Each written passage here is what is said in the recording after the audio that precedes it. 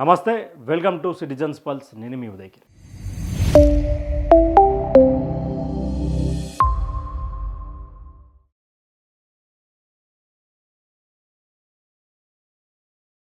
తెలంగాణ రాష్ట్రంలో మున్సిపల్ ఎన్నికలు, కాంగ్రెస్ పార్టీకి సంబంధించినటువంటి రెబల్స్ బెదిరింపులు. తెలంగాణ రాష్ట్రంలో మున్సిపల్ ఎన్నికలు, భారతీయ జనతా పార్టీకి ప్రచారం చేయడానికి ఎవరు లేరు నాయకులు. తెలంగాణ రాష్ట్రంలో ఎన్నికలు, జనసేన మేమున్నామంటూ చూపుతున్నారు వేళ్ళు. ఇవన్నీ క్వశ్చన్ మార్కులు కాదు, ఎస్ నిజాలు. తెలంగాణ రాష్ట్రంలో జరుగుతున్నటువంటి ఒక మున్సిపల్ ఎన్నికలకు కాంగ్రెస్ పార్టీ ఫిరాయించినటువంటి ఎమ్మెల్యేలకు సంబంధించినటువంటి వాళ్ళే బీఫామ్లు ఇవ్వడం, కాంగ్రెస్ పార్టీకి సంబంధించినటువంటి పాత నాయకులు ఎవరైతే ఉన్నారో ఆ పాత నాయకుల బీఫామ్లు చెల్లవంటూ కూడా ఆ పార్టీకి సంబంధించినటువంటి వ్యక్తులు ఎవరైతే ఉన్నారో ఆ పార్టీకి సంబంధించినటువంటి కరుడు కట్టినటువంటి కార్యకర్తలు దశాబ్దాల కాలంగా పార్టీ జెండాను భుజం మీద వేసుకొని జై కాంగ్రెస్, జై సోనియమ్మ, జై రాహుల్ గాంధీ అన్నటువంటి నోర్లు ఈరోజు కన్నీళ్లు పెడుతున్నాయి. కాంగ్రెస్ పార్టీకి సంబంధించినటువంటి ప్రతి ఒక్క కార్యకర్తలు కూడా బాధపడుతున్నారు. ఇది ఒక స్టెప్ ఆఫ్ తెలంగాణ మున్సిపల్ ఎన్నికలైతే, మరో స్టెప్ ఏంటంటే మరీ ముఖ్యంగా రాష్ట్రంలో అధికారంలోకి వచ్చేది మేమే అని చెప్పి ప్రగల్భాలు పలుకుతున్నటువంటి భారతీయ జనతా పార్టీ నాయకులు ఈసారి సిగ్గుపడండి. పార్టీ కోసం పనిచేసిరన్న మా నాన్న నక్సలైట్లతో పోరాడి ఇవాళ ఏసీఎస్ రాజు అంటే బీజేపీ అంటే ఏసీఎస్ రాజన్న. అలాంటిది మాకే టికెట్ రాకపోతే ఎందుకన్నా పార్టీ, ఎందుకన్నా మీ సిద్ధాంతాలు ఎందుకు చెప్పురు? మేము పార్టీ కోసం పనిచేసినట్టు ఎవరు పనిచేసిందన్న? ఇంట్లో ముగ్గురం పనిచేస్తున్నాం, మా అమ్మ, నేను, మా నాన్న కలిసి ఈ రోజు ఎన్నో కేసుల గురించి పోరాడినాం. ఇప్పటికీ కేసుల కోసం తిరుగుతున్నాం అన్న. ఎవరన్నా క్యాండిడేట్ ఎప్పుడు తిరిగిందన్న? పార్టీ కండువా వేసుకోలేదు, కనీసం పార్టీ కోసం తిరగలేదు. అలాంటి వ్యక్తిని వల్ల తీసుకొచ్చి నువ్వు బీజేపీ అభ్యర్థి అని ఎట్లా చెప్తారు ఎప్పుడు? కనీసం కార్యకర్తల మనోభావాలు తెలుసుకోకుండా, కార్యకర్తలు కష్టపడ్డటువంటి కార్యకర్త ఎవరు, కష్టపడ్డటువంటి నాయకుడు ఎవరు, కష్టపడ్డటువంటి గ్రౌండ్ స్థాయి నుంచి పైకి వచ్చినటువంటి నాయకులు ఎవరో తెలుసుకున్నటువంటి దీనస్థితిలో ఒక భారతీయ జనతా పార్టీ ఉందన్నది క్లియర్గా అర్థమవుతా ఉన్నది. కరీంనగర్కి సంబంధించినటువంటి మాజీ నగర అధ్యక్షుడు బేతి మహేందర్ రెడ్డి విషయంలో ఏం జరిగింది? 24వ కార్పొరేటర్గా టికెట్ ఆశించినటువంటి బేతి మహేందర్ రెడ్డి పార్టీకి అన్యాయంగా, అదేవిధంగా పార్టీకి లాయల్గా పార్టీ కోసం కష్టపడ్డటువంటి కార్యకర్త ఆయనకి ఈరోజు టికెట్ ఇవ్వకపోవడంలో భారతీయ జనతా పార్టీ సమాధానం ఏం చెప్తుంది? బేతి మహేందర్ రెడ్డి అంటే బీజేపీ, బీజేపీ అంటే బేతి మహేందర్ రెడ్డి లాగా ఉన్నటువంటి పార్టీని ఈరోజు ఆయనకు టికెట్ కేటాయించకపోవడంలో విషయం ఏంటి, మతలబ్ ఏంటి? బండి సంజయ్కి అత్యంత సన్నిహితుడైనటువంటి బేతి మహేందర్ రెడ్డికి టికెట్ రాకపోవడం కూడా చాలా వర్గాలలో ఒక మాటను చిచ్చులా రేపుతుంది. అయితే ఇక మున్సిపల్ ఎన్నికల కోసం తెలంగాణ ఉన్నటువంటి రాష్ట్ర నాయకులు ఎవరూ పనికిరారట. తెలంగాణలో ఉన్నటువంటి భారతీయ జనతా పార్టీ నాయకులు ఎవరికి ప్రచారం చేయడానికి రాదా, లేకపోతే ప్రచారం చేస్తే ఓడిపోతారనే భయమా? ఆంధ్రప్రదేశ్ సంబంధించినటువంటి డిప్యూటీ సీఎం పవన్ కళ్యాణ్ని ప్రచారాని కోసం రావాలి, మాకు సపోర్ట్ చేయాలంటే కూడా టీబీజేపీ స్టేట్ చీఫ్ రామచంద్రరావు గారు అడిగారు, ఆయన ఒప్పుకున్నారని చెప్పేసి కూడా ఒక వార్త వినిపిస్తుంది. గతంలో పొత్తేమని ఉంటుందా మరి ఆంధ్రోళ్ళలాగా, ఎన్డీఏ కూటమిలాగా అని చెప్పి ఒక మాట మాట్లాడితే, పొత్తు గిత్తు నైజాంతే, భారతీయ జనతా పార్టీ సింగల్గా పోటీ చేస్తుంది, మున్సిపల్ ఎన్నికలలో కాషాయ జెండా ఎగరేస్తుందని చెప్పి కార్యకర్తలను రెచ్చగొట్టి ఈరోజు మరొక్కసారి జనసేన పవన్ కళ్యాణ్ గారిని ప్రచారానికి రమ్మంటున్నారు. మరి ఎందుకు? అదే పొత్తు పెట్టుకుంటే అయిపోతుంది కదా, ఈ పంచాయతీ ఎందుకు? గతంలో 2019లో ఆంధ్రప్రదేశ్ రాష్ట్రంలో జరిగినట్టుగా జనసేన టీడీపీ కలిసి పోటీ చేస్తే గెలిచేటువంటి సీట్లను పోటీ చేయకుండా ఓడిపోయి దాదాపు 60 సీట్లను వీళ్ళు ఓడగొట్టుకున్నారు కదా. మరి అదే ఈసారి భారతీయ జనతా పార్టీ మీద ఏమైనా ఎఫెక్ట్ పడే అవకాశం ఉందా అంటే ఎస్, పడే అవకాశం ఉంది. ఎందుకంటే ఒకటే మున్సిపల్లో అక్కడ జనసేన అభ్యర్థి పోటీ చేస్తాడు, ఇక్కడ బీజేపీ అభ్యర్థి పోటీ చేస్తాడు. మరి ప్రచారం చేసేది ఎవరి కోసం? బీజేపీ నాయకుల చేతిలో ప్రచారం చేసేంత ధీమా, ప్రచారం కోసం పాటుపడేది అంత నాయకత్వం లేదా? నాయకత్వ లక్షణాలు కోల్పోయారా భారతీయ జనతా పార్టీ నాయకులు? ఈరోజు పవన్ కళ్యాణ్ లేకపోయి ఉంటే, పవన్ కళ్యాణ్ రాకపోయి ఉంటే పరిస్థితి ఏంది మరి? పవన్ కళ్యాణ్ గారు ప్రచారానికి ఒప్పుకున్నారు అని చెప్పేసి, మద్దతుకు ఒప్పుకున్నారు అని చెప్పి మాట్లాడుతున్నటువంటి నాయకులు, ఇక్కడ నాయకత్వ లోపాలు ఏమైనా ఉన్నాయా? నాయకులు ఏమన్నా చేతగానోళ్ళు అయిపోయారా? భారతీయ జనతా పార్టీ నాయకులు ఎవరైతే ఉన్నారో ఆ భారతీయ జనతా పార్టీ నాయకులు ఒకసారి ఆలోచించుకోవాలి. మా తెలంగాణ రాష్ట్రంలో ఆంధ్ర తెలంగాణ విడిపోయినా కూడా నాయకత్వ లక్షణాలు డిఫరెంట్గా ఉంటాయి కదా. భారతీయ జనతా పార్టీ ఎవరితో పత్తు పట్టుకోమని చెప్పారు కదా. మరి అలాంటి సమయంలో ఈరోజు పవన్ కళ్యాణ్ గారిని ప్రచారానికి ఎందుకు పిలుస్తూ ఉన్నారు బీజేపీ వాళ్ళు? ఎందుకు? జనసేన తరఫున ఆయన ఒక రాష్ట్ర పార్టీ అధ్యక్షుడు కాబట్టి, పార్టీకి సంబంధించినటువంటి అధినేత కాబట్టి, ఫౌండర్ కాబట్టి ఆయన చలో ఆయన జనసేన కోసం ప్రచారం కోసం అనుకో. బీజేపీ వాళ్ళు ఎందుకు అంత అత్యుత్సాహపడుతూ ఉన్నారు? ఈడ ధర్మపురి అరవింద్ ప్రచారానికి రానన్నాడా?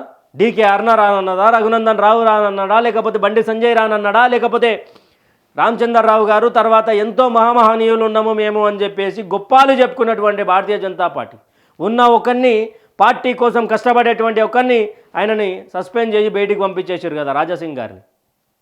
వీళ్ళంతా ప్రచారం చేస్తే ఓడిపోతాం, ఓటు బ్యాంక్ రాదనే భయమా? అసలు పవన్ కళ్యాణ్ గారు తెలంగాణ భారతీయ జనతా పార్టీ నాయకుల ప్రచారానికి ఎందుకు రావాలి? మీకంటూ ఒక దిశానిర్దేశం లేక ఈరోజు మీరు పవన్ కళ్యాణ్ గారిని పిలుస్తున్నారా? ఎందుకు ఈ 1,00,000 ప్రశ్నలు తెలంగాణ భారతీయ జనతా పార్టీ కార్యకర్తలలో ఎందుకు నింపుతున్నారు? ఆ ప్రశ్నలకు సమాధానాలు చెప్పాల్సినటువంటి మీరు, అధిక స్థాయిలో పైన స్థాయిలో ఉన్నటువంటి నాయకులుగా ఉన్నటువంటి మీరు ఈరోజు కార్యకర్తలకు రా బాబు ఇట్లా కాదురా నాయన, ఇదిరా పరిస్థితి, మనం పవన్ కళ్యాణ్ గారితో పొత్తులో లేమని చెప్పినటువంటి మీ నోరులే ఈరోజు పవన్ కళ్యాణ్ గారిని మేమే రమ్మన్నామని చెప్పేంత వరకు వచ్చిందంటే ఈరోజు కార్యకర్త ఏమనుకోవాలి? ఎందుకు భారతీయ జనతా పార్టీలో కొనసాగాలి? గ్రౌండ్లోకి పోతే కార్యకర్తలు లేనటువంటి గ్రామాలు ఉన్నాయి, కాషాయ జెండా లేనటువంటి భారతీయ జనతా పార్టీకి సంబంధించిన జెండాలు లేనటువంటి గ్రామాలు ఉన్నాయి. ఇక్కడ టికెట్లు ఇచ్చి ఓడిపోయిన తర్వాత నియోజకవర్గాలకు రానటువంటి నియోజకవర్గాలు ఎన్నో ఉన్నాయి. ఎగ్జాంపుల్ అచ్చంపేటకు పోతే గతంలో సతీష్ మాదిగ అచ్చంపేట ఎమ్మెల్యే క్యాండిడేట్గా పోటీ చేసిండు. ఈరోజు అచ్చంపేటలో ఎవరు తిరుగుతున్నారండి? ఎవరూ లేనటువంటి సమయంలో గువ్వల బాలరాజు గారు బీఆర్ఎస్ నుంచి బీజేపీలోకి వచ్చారు. ఆయన లేకపోతే భారతీయ జనతా పార్టీ కార్యకర్తలకు ఎవరు సపోర్ట్ చేయాలి? ఆడ నాగర్ కర్నూలుకు పోయేసరికి భారతీయ జనతా పార్టీకి సంబంధించినటువంటి ఆయన ఉన్నాడు కాబట్టి అక్కడ కొంచెం ఎంతో ఇంత నడుస్తూ ఉన్నది. అచ్చంపేట లాంటి పరిస్థితి ఏంది? కల్వకుర్తి బాగానే ఉన్నది. కొన్ని నియోజకవర్గాల నాయకులు లేకుండా పోయారు. ఎంపీ క్యాండిడేట్గా మీరు టికెట్లు ఇచ్చినటువంటి వాళ్ళు అంతా దావోస్లు బయట దేశాల్లో తిరుగుతూ ఉన్నారు. నియోజకవర్గంలో పార్లమెంట్ సెగ్మెంట్లలో తిరగని పరిస్థితి. ఒక్కొక్కరికి 3 లక్షలు 4 లక్షల ఓటు బ్యాంక్ వేస్తే వాళ్ళు కనీసం ప్రజలు కార్యకర్తలు ఎట్లున్నారో అని తెలుసుకోలేనటువంటి పరిస్థితి. ఈరోజు మున్సిపల్ ఎన్నికలల్లో పనిచేసేటటువంటి కార్యకర్త కాకుండా వేరే పార్టీ నుంచి వచ్చిన వాళ్ళకు టికెట్లు ఇస్తూ ఉన్నారు. కాంగ్రెస్ పార్టీకి బీజేపీ పార్టీకి ఇంకా తేడా ఏమున్నది? కాంగ్రెస్లో సముద్రం లాంటి పార్టీ అని చెప్పి వాళ్ళు సొంత కార్యకర్తలను మోసం చేస్తూ ఉంటే ఆడనైనా పైసలకు లొంగే అవకాశాలు ఉంటాయి. కానీ భారతీయ జనతా పార్టీ నాయకులు కార్యకర్తలు బలంగా మేము పనిచేసేది కాషాయం కోసమే అని చెప్పి బరాబర్ చెప్తారు కదా. నాయకులు కూడా కార్యకర్తలు ఏ రోజు అభివృద్ధి చెందాలి, కార్యకర్తలకు అవకాశాలు ఎప్పుడు రావాలి, కార్యకర్తలు ఎప్పుడు బాగుపడతారు, కార్యకర్తలు మున్సిపల్ ఎన్నికలు రావాలా, సర్పంచులు కావాలా, జెడ్పీటీసీలు కావాలని చెప్పినటువంటి నోర్లు ఈరోజు వేరే పార్టీల నుంచి వచ్చినటువంటి వాళ్ళకి టికెట్లు ఎట్లా కేటాయిస్తారు? అసలు వాళ్ళ ప్రచారాలకు మీరు రావడానికి సిద్ధంగా ఉన్నారా లేరా? అసలు భారతీయ జనతా పార్టీ 2028లో కాషాయ జెండా ఎగరేస్తారు, ఏడెగరేస్తారు. గోల్కొండ కోట మీద ఎగరేస్తారు. గోల్కొండ కోట దగ్గరలో కన్నా పోతారా? అవకాశం ఉన్నదా మీకేమైనా? కార్యకర్తల మనోభావన మనోవేదన ఎవరు పట్టించుకోవాలి? ఈరోజు కష్టపడ్డటువంటి నాయకులకు కార్యకర్తలకు అవకాశాలు దక్కకపోతే ఎవరండి దీనికి బాధ్యత వహించాలి? మున్సిపల్ ఎన్నికలు వస్తున్నాయి, అయిపోతాయి. దాంట్లో మీ ప్రభావం ఏముంటుందో కూడా అర్థం కానటువంటి పరిస్థితి. తర్వాత ఇంకొక సెగ్మెంట్ ఏంది? Next greater Hyderabad municipal corporation ఎలక్షన్లు వస్తాయి. ఇప్పుడు 300 అయినాయి. ఎంఐఎంకి సంబంధించినటువంటి పట్టు అట్లే ఉంటుంది. మరి భారతీయ జనతా పార్టీ ఏడెగరేస్తుంది జెండా. బీఆర్ఎస్ పార్టీకి సంబంధించినటువంటి నాయకులు క్రియాశీలకంగా పనిచేస్తున్నారు. మొన్న విచారణ కోసం కేసీఆర్ గారిని పిలిస్తే రోడ్ అంతా ఎక్కిరు. ఈరోజు అంతకంటే గొప్ప కార్యకర్త ఉన్నటువంటి భాజపా కార్యకర్తలు ఈరోజు పోవాలన్నా వద్దా మనకేంది, మన నాయకులే మనల్ని పట్టించుకుంటలేరు కదా. సర్పంచ్ ఎన్నికల సమయంలో అసెంబ్లీ నియోజకవర్గ ఇన్ఛార్జ్ ఫోన్లు ఎత్తనటువంటి పరిస్థితి, కార్యకర్తలను పట్టించుకున్నటువంటి పరిస్థితి, కార్యకర్తలను గెలిపించుకున్నటువంటి పరిస్థితి. మీరు మీ గెలుపుల కోసమేమో కార్యకర్త కష్టపడాలి, కార్యకర్తల ఎన్నికలు వచ్చినప్పుడేమో మీరు కనీసం సీట్లు ఇవ్వనటువంటి పరిస్థితి. ఆ సీట్లు వచ్చినాక ప్రచారం ఏమైనా చేస్తారా అంటే మళ్ళా వేరే వాళ్ళ మీద డిపెండ్ కావాలి. భారతీయ జనతా పార్టీ ఒకరి మీద డిపెండ్ కాకుండా ఏ రోజు రాజకీయాలు చేయదా? కార్యకర్తలకు ఇచ్చేటువంటి ధైర్యం ఇదేనా? మీరు పవన్ కళ్యాణ్ గారిని ఎందుకు పిలుస్తూ ఉన్నారు? అసలు పొత్తు పెట్టుకుంటే అయిపోతుండే, మరి గెలిచే స్థానాలన్నా పగడబంది గారిని గెలుస్తుండే. ఇప్పుడు చీలికనే కదా, జనసేన బీజేపీ ఒకటే వార్డులో పోటీ చేస్తే ఆ ఇద్దరి మధ్య చీలిక మీ కాంగ్రెస్ బీఆర్ఎస్ గెలిచే అవకాశాలే కదా. మరి ఇద్దరు పొత్తు పెట్టుకొని రాజకీయం చేసుకుంటే అయిపోతుంది కదా. భారతీయ జనతా పార్టీ కార్యకర్తలు మీకోసం ఎన్నో కష్టాలు పడ్డారు, రోడ్లు ఎక్కిరు, తిండి తిన్నారు, దెబ్బలు తిన్నారు, అన్ని తిన్నారు. కానీ ఈరోజు కార్యకర్తల విషయానికి వచ్చేసరికి రాజకీయ నాయకులు మీరు ఒకసారి ఎమ్మెల్యే ఎంపీ కాగానే చేతులు ఎత్తేసే ప్రయత్నం చేస్తున్నారు. ఎగ్జాంపుల్ బేతి మహేందర్ రెడ్డి గారే. పార్టీ కోసం ఆర్నిజలు కష్టపడ్డటువంటి ఆయన ఈరోజు జనసేన పార్టీ నుండి టికెట్ తెచ్చుకొని ఆయన నామినేషన్ వేసాడు. అంటే దీనికి అర్థమైంది, కార్యకర్తలకు మనోధైర్యం భరోసా ఇచ్చేటువంటి పాలసీ లేదా? మీరు కార్యకర్తలనే పట్టించుకున్నటువంటి మీరు, కట్టర్ కాషాయ కార్యకర్తలను పట్టించుకున్నటువంటి మీరు 2028లో ఏ విధంగా ఫామ్ చేస్తారండి గవర్నమెంట్?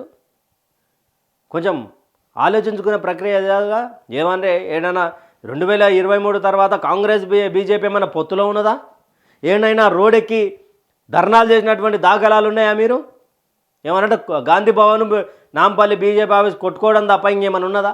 రోడ్లు ఎక్కి విద్యార్థుల కోసం మాట్లాడినటువంటి ఉన్నదా? రైతుల కోసం మాట్లాడినటువంటి సమస్యల మీద మాట్లాడిరా? ఇంకా ఎందుకు ఓటేయాలి మీకు? ఒకానొక సమయంలో భారతీయ జనతా పార్టీ అధికారంలోకి వస్తుంది, బీఆర్ఎస్ మీద గెలిచేది బీజేపీ పార్టీ అనుకుంటే పడుకున్నటువంటి కాంగ్రెస్కి ఉత్తరం పోసింది మీరు బీజేపీ కాదా? అధికార పక్షం వైపు పోవాల్సినటువంటి బీజేపీ అంధకార పక్షంలోకి వచ్చిందంటే కారణం నాయకులు కాదా? మీ మధ్యలో చెడినటువంటి బంధాలు కావా?